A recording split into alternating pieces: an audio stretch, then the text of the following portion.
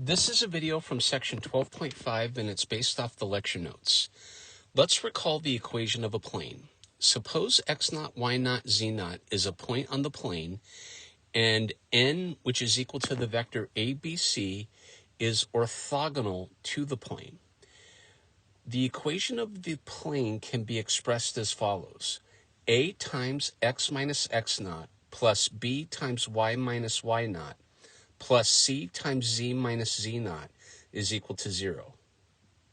Okay? Let's take a look at example 5. Suppose we want to find an equation of the plane through the point 5, 3, 5 with normal vector n, which is equal to 2, 1, negative 1. Remember, to find the equation of a plane, we need a point on the plane, and we need a vector that's orthogonal to the plane, and we have both of those. So in this example, I want you to notice that A is 2, B is 1, C is negative 1. X naught is 5, Y naught is 3, and Z naught is 5. And so we have A times X minus X naught plus B times Y minus Y naught plus C times Z minus Z naught is equal to 0. So I'm going to replace A with 2. So I get 2 times X minus 5, right? X naught is 5. Plus, replace B with 1. And then I'm going to multiply by Y minus 3. Remember, Y naught is 3. And then C is negative 1. So I get minus 1 times Z minus 5. And we're going to set this equal to 0. And so when I simplify this down, I get 2x plus y minus z, okay? And then remember, 2 times negative 5 is negative 10. 1 times negative 3 is negative 3. And then negative 1 times negative 5 is positive 5. So if I take negative 10 minus 3 and then add 5, you should come up with minus 8 is equal to 0. And so this is the equation of the plane written in simplified form. And that's how we do example 5. Example 6. Find an equation of the plane that passes through the points 3, negative 1, 2, 8, 2, 4, and negative 1, negative 2, negative 3. So what we're going to do is we're going to let P equal the point 3, negative 1, 2, Q equal the point 8, 2, 4, and R equal the point negative 1, negative 2, negative 3. Okay, so we need to keep in mind something. To find the equation of a plane, we need a point in the plane, and we need a vector that's perpendicular to the plane. Well, we have 3 points. And so with these 3 points, we can form 2 vectors. And that's exactly what I did. So I want you to notice the vector PQ is equal to 5, 3, 2. PR is the vector negative 4, negative 1, negative 5. Okay? Now we can take the cross product of these 2 vectors to get a perpendicular vector. And so that vector that we get from the cross product will be perpendicular to the plane that I want. And that's exactly what we did on the next page. So again, I remind myself that PQ is the vector 5, 3, 2. PR is the vector negative 4, negative 1, negative 5.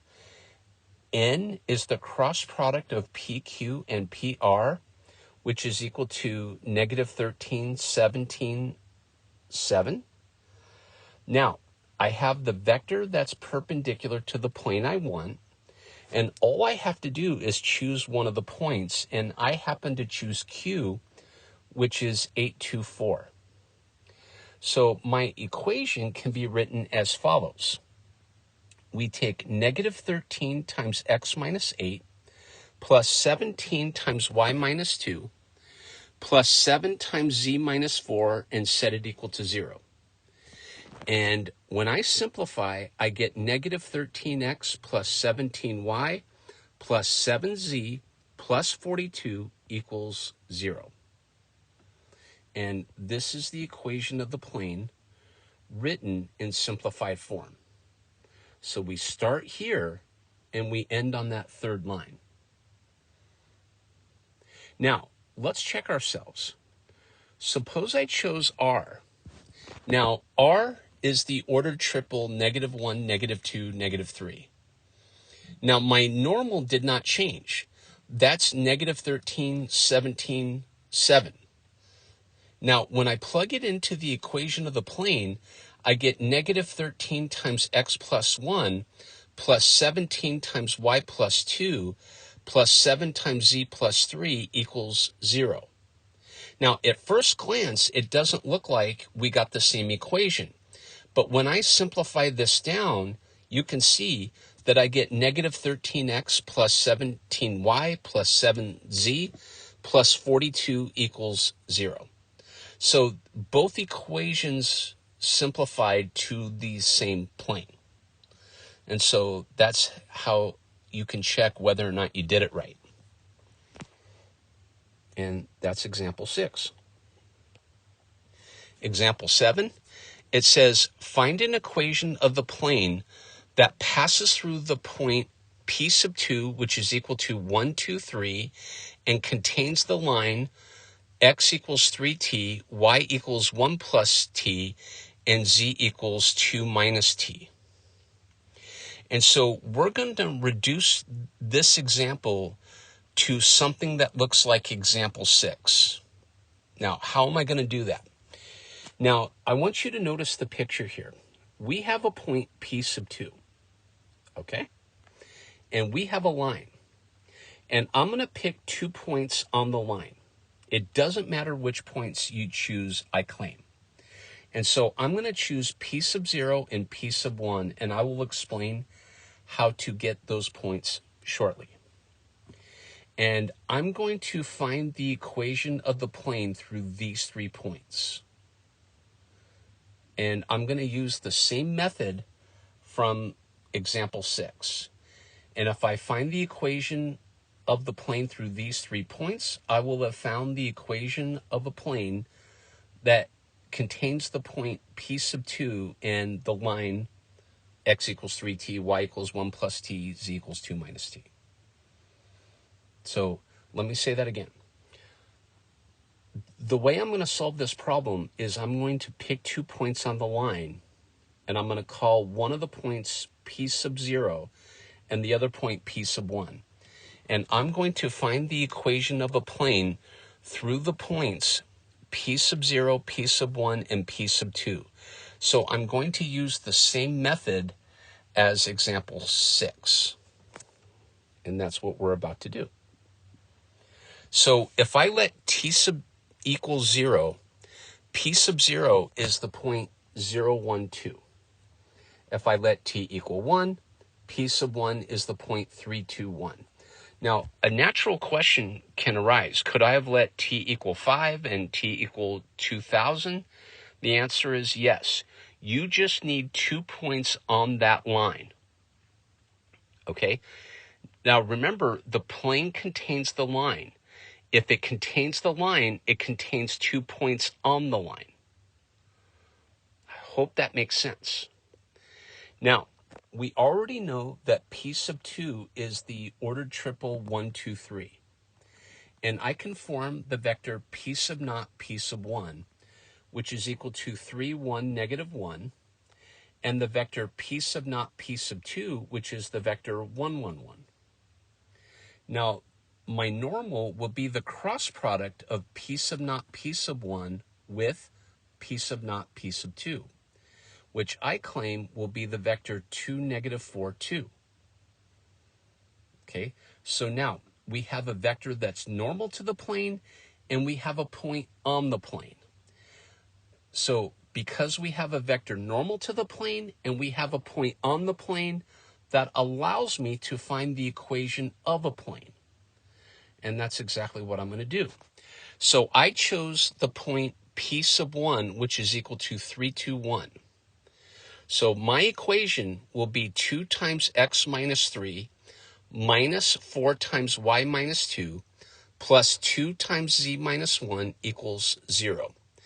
And when I simplify this down, I get x minus 2y plus z equals 0. And remember, just like in example 6, we can double check ourselves. Let's suppose we chose the point P sub 2, which is equal to 1, 2, 3. And if I plug this in, I get 2 times x minus 1 minus 4 times y minus 2 plus 2 times z minus 3 equals 0. At first glance, it doesn't look like we got the same equation.